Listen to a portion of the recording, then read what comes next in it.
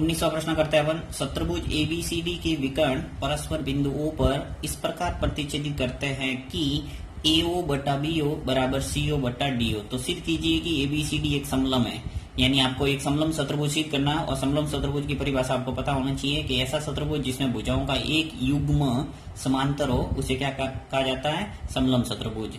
और समांतर शत्रुभुज किसे कहते हैं, जिसमें भुजाओं के दोनों युग्म समांतर हो उसे क्या बोलते हैं, समांतर शत्रुभुज। तो ये परिभाषा अगर क्लियर है तो आप इजीली इसको प्रूव कर सकते हैं। देखिए करना क्या है इसके अंदर, सबसे पहले चित्र बनाना पड़ेगा यहाँ पे। जैसा कह रहा है ये कि शत्रुभुज एबीसीडी के विकर्ण परस्पर बिंदु O पर इस प्रकार प्रतिच्छेदित करते हैं कि, तो यहाँ डायग्राम बनाते हैं इसका।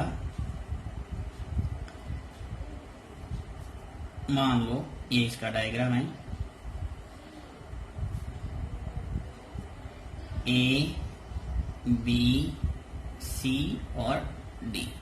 अभी कह रहा है कि इसकी विकर्ण परस्पर O बिंदु पर प्रतिच्छेदित करते हैं। तो ये विकर्ण खींच लेते हैं, एक विकर्ण हो गया AC और दूसरा विकर्ण हो गया BD। इस प्रकार प्रतिच्छेदित करती है कि AO, यहाँ पे नाम दे देते हैं O, यानी O बिंदु पर प्रतिच्छेदित करते हैं कि AO बटा BO बराबर CO बटा DO। ये अपन को दे रखा है कंडीशन। तो सिद्ध करना है कि ABCD एक समलम है, यानी ABC और D एक समलम शत्रुभुज है, ये अपन को प्रूव करना है। तो सबसे पहले अपन लिखेंगे दिया हुआ है। जब भी प्रूव करने वाला सवाल आता है आपको इसी स्टेप को फॉलो करना है कि सबसे पहले लिखना दिया हुआ है, उसके बाद में सिद्ध करना, उसके बाद में यदि आपने रचना कोई की है तो रचना लिखना पड़ेगा, उसके बाद में उत्पत्ति। ये 4 स्टेप में करना है। तो दिया है में लिखना है आपको कि एक शत्रुभुज A B C और D के विकर्ण परस्पर बिंदु O पर इस प्रकार प्रतिच्छेद करते हैं कि AO बराबर बटा BO बराबर CO बटा DO। अब देखिए दिया है में आपको वही लिखना है जो प्रश्नों के अंदर दिया हुआ है। देखिए यहाँ से लगाकर मैंने यहाँ तक पूरा का पूरा ये का ये लिखा, इसमें कोई चेंज नहीं किया है। आप वो का वो भाषा भी रख सकते हैं, कोई फर्क नहीं पड़ेगा यहाँ पे।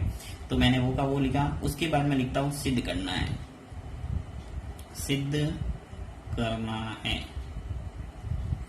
सिद्ध करना में देखिए पहला आ गया दिया, उसके बाद में सिद्ध करना है। तो सिद्ध करना में आपको क्या करना है, देखिए सिद्ध कीजिए कि ABCD एक समलम है। तो यहाँ पे बस प्रूव करना है कि ABC और D एक क्या है, समलम। समलम शत्रुभुज कह सकते हैं या समलम है, एक ही बात है। ABCD एक समलम है। और समलम का अर्थ है अपन यदि AB को समांतर सिद्ध कर दे CD के, ये भुजा और ये भुजा अगर समांतर सिद्ध कर दे तो ये सिद्ध हो जाएगा ABCD एक समलम शत्रुभुज है, क्योंकि भुजाओं का एक युग्म क्या हो जाएगा, समांतर। तो नेक्स्ट अपन क्या करते हैं कि रचना करना पड़ेगा यहाँ प्रूव करने के लिए। रचना में क्या करता हूं मैं कि बिंदु O से इस AB के समांतर एक रेखा खींचता हूं, बिंदु वाली, इसका नाम देते हैं ABCD और E। मैं लिखता हूं कि बिंदु O से OE समांतर खींची किसके, AB। OE समांतर किसके खींची, AB के खींची। इतना सा आपको लिखना है रचना में। उसके बाद में अपन प्रूव करते हैं उत्पत्ति। उत्पत्ति के अंदर आपको प्रूव करने वाली स्टेप लिखना है। सबसे पहले देखिए कि जो OE समांतर है AB के, तो यहाँ लिखते हैं चूंकि OE समांतर है AB, तो आधारभूत समानुपातिकता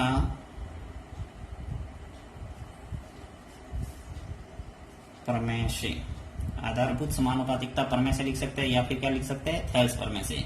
तो मैं लिख सकता हूं कि AO बट्टा CO, AO बट्टा CO बराबर BE बटा सी, यानी जब भुजा ओ ई समांतर है ए बी के तो भुजाओं का अनुपात क्या होगा, समान। यही तो है आधारभूत समानुपात का प्रमेय। तो ए ओ बटा सी ओ बराबर होगा बी ई बटा सी, समीकरण नंबर 1। नेक्स्ट,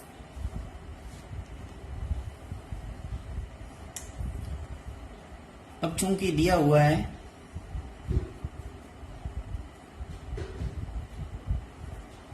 अपन को क्या, ए ओ बट्टा बी ओ, ए ओ बट्टा बी ओ बराबर दे रखा है सी ओ बट्टा डी ओ। तो इसको मैं ऐसे लिख सकता हूं कि ए ओ बट्टा सी ओ बराबर बी ओ बट्टा डी ओ। क्या किया मैंने, देखिए इस जो ए ओ बट्टा बी ओ, ये जो स्टेप थी वो मैंने लिखे, जो दिया हुआ है मुझे वो मैंने लिख लिया। अब ए ओ के नीचे मैंने इस सी ओ को लाया वज्र गुणन करके और बी ओ को इस तरफ भेज दिया। अब ए ओ बट्टा सी ओ, देखिए यहाँ पे ए ओ बट्टा सी ओ है और यहाँ पर भी ए ओ बट्टा सी ओ है। इसको समीकरण नंबर 2 दे देता हूं। तो समीकरण 1 व 2 से तुलना कर देते हैं। समीकरण 1 से समीकरण 2 के अंदर इस ए ओ बट्टा सी ओ का मान बी ई बट्टा सी ई रख सकता हूं मैं। तो यहाँ पे ए ओ बट्टा सी ओ है, उसकी जगह लिख रहा हूं मैं बी ई बट्टा सी ई बराबर हो गया किसके, बी ओ बट्टा डी ओ। अब देखिए ये जो समीकरण है बी बट्टा सी बराबर बी ओ बट्टा डी ओ क्या कह रहा है, इस चित्र के हिसाब से अपन देखते हैं इसको।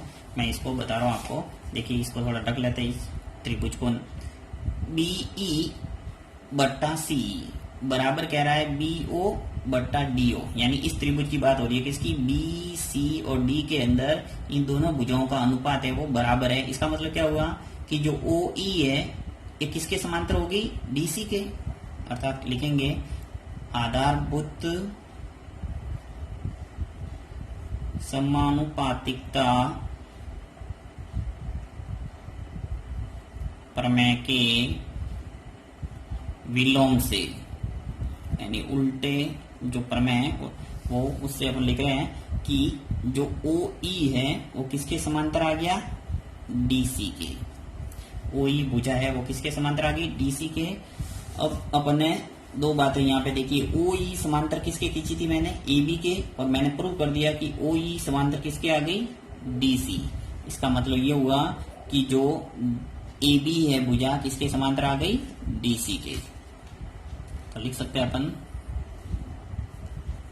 अतः कि जो ए बी है वो समांतर है किसके, डीसी। इस प्रकार ए बी सी और डी एक क्या है, समलम सत्तरभुज है। इस ढंग से आपको ये प्रूव करना है।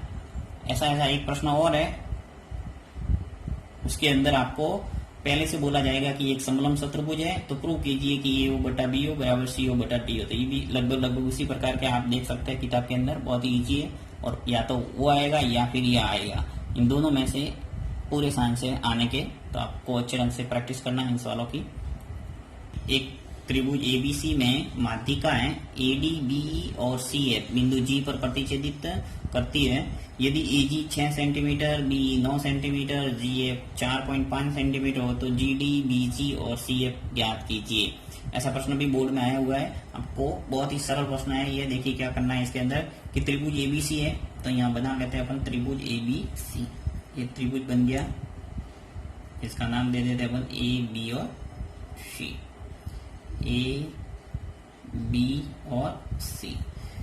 अब क्या कह रहा है, मैं माध्यिकाएं ए डी बी ई और सी एफ, ए डी यानी कि सामने वाली भुजा को जो मध्य बिंदु से मिलाने वाली रेखा होती है उसको क्या बोलते हैं अपन, माध्यिका। तो ए डी, उसके बाद में बीई यानी कि ए सी को मिलेगी सामने ये, इसका नाम दे देते हैं ई।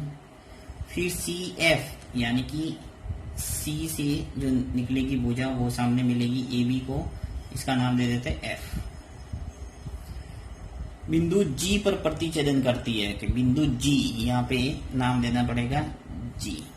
ये जो बिंदु है प्रतिच्छेदन बिंदु, इसका नाम क्या है, जी पर प्रतिच्छेद करती है। अब कह रहा क्या ये कि यदि ए जी बराबर 6 सेंटीमीटर है, यानी ए से लगाकर जी तक 6 सेंटीमीटर है, बी से लगाकर ई तक पूरा 9 सेंटीमीटर है, और जी और एफ ये कितना है 4.5।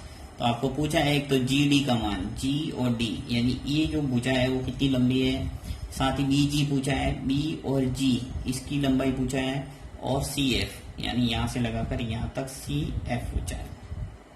तो इस प्रश्न को कैसे करना है, सबसे पहले आपको देखिए त्रिभुज एबीसी के अंदर लेना है, त्रिभुज एबीसी में एडी माध्यिका है।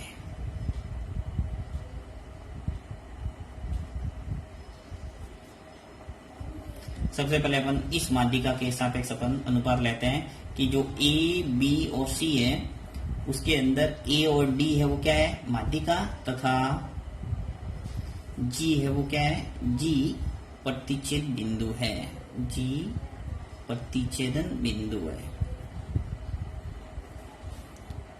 तो ऐसी स्थिति में अपन लिख सकते हैं कि जो ए जी बट्टा जी डी,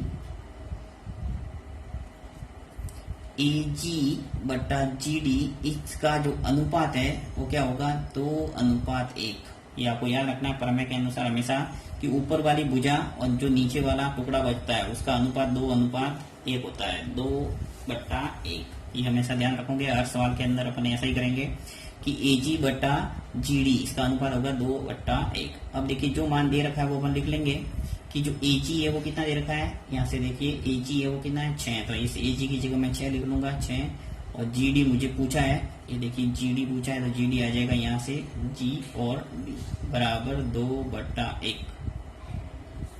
वज्र गुणन कर दो, तो वज्र गुणन करेंगे तो क्या आएगा 6 ऐसा का ऐसा हो जाएगा, 1 का गुणा 6 से करेंगे 6 आएगा, और 2 का गुणा जी डी से करूंगा तो 2G D, और जी डी निकालना है तो 6 बट्टा क्या आ गया 2 का भाग चला जाएगा और ये आ जाएगा जी डी। 2 का भाग देंगे 6 में क्या आएगा 3 बराबर जी डी। तो इस ढंग से या करके लिख सकते हैं अपन कि जी डी जो पहली भुजा पूछी थी मुझे निकल के आ गई 3 सेंटीमीटर। पहला आंसर आ गया,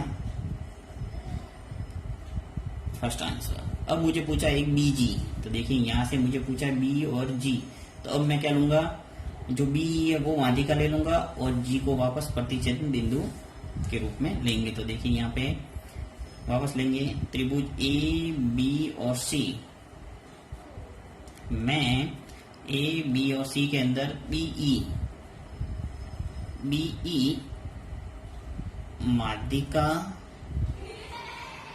माध्यिका है तथा जी प्रतिच्छेदन बिंदु।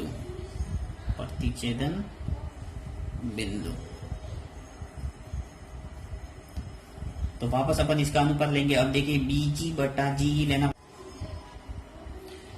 तो नेक्स्ट अनुपात आ जाएगा देखिए बीजी बटा जीई, तो बीजी बटा जीई यहाँ पर भी लिखेंगे अपन 2/1, 2:1 लिखना हमेशा।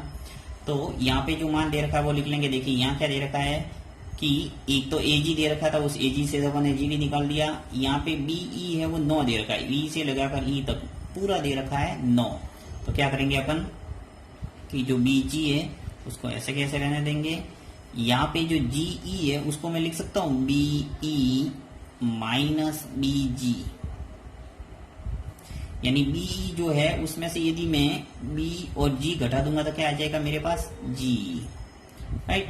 तो यहाँ पे आ जाएगा 2/1। अब बीजी का मान मेरे पास नहीं है, बीई का मान है, तो बीजी तो मैं ऐसा कैसा रख दूंगा, और जो बीई है वो कितना है 9, ये 9 लिख लिया, और बीजी ऐसा का ऐसा बराबर 2/1।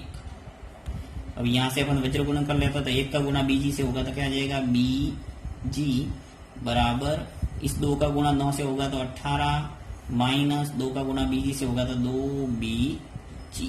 अब 2BG पक्षांतर करके इधर ले आओ तो क्या हो जाएगा BG प्लस हो जाएगा 2BG बराबर हो जाएगा 18। 1BG और 2BG मिलके कितने हो गए 3BG जी बराबर 18 तो आ जाएगा आपके पास बीजी का जो मान है वो आ जाएगा 18/3, तो बीजी आ जाएगा 6। इस ढंग से आपको दूसरा जो पूछी थी बी से लगाकर जी तक ये जो लंबाई है वो कितनी आ गई 6 सेंटीमीटर। ये भी आपके आंसर हो गया दूसरा। नेक्स्ट आपको लेना वापस पुनः त्रिभुज ए बी सी में, ए बी सी के अंदर अब लेते हैं सी एफ माध्यिका है। सी एफ क्या है? माध्यिका है। तो यहाँ पे अब सीधा अपन लिख देंगे और यहाँ पर भी वापस सी जी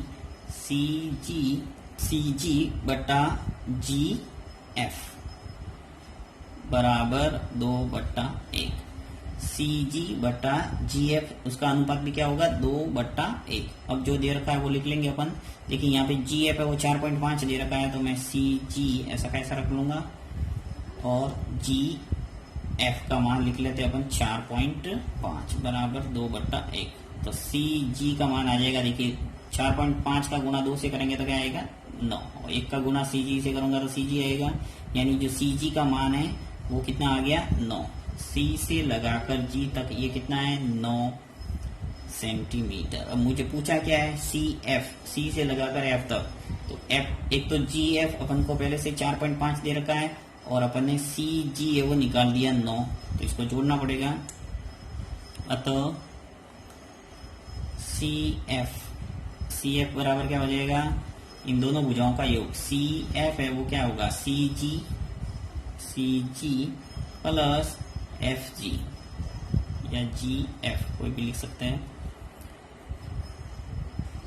जी एफ सी जी और जी एफ इन दोनों का योग है वो सी एफ के बराबर है, तो सी एफ आ जाएगा। देखिए सी जी तो है 9 और जी एफ ये अपन को दे रखा है 4.5 लिख लेते हैं, तो आ जाएगा ये सी एफ कितना आ जाएगा ये 13.5 सेंटीमीटर। इस ढंग से इसका आंसर निकालना, पूरे तीनों भुजा दे रखी थी, तीनों भुजा अपन ने निकाल दी।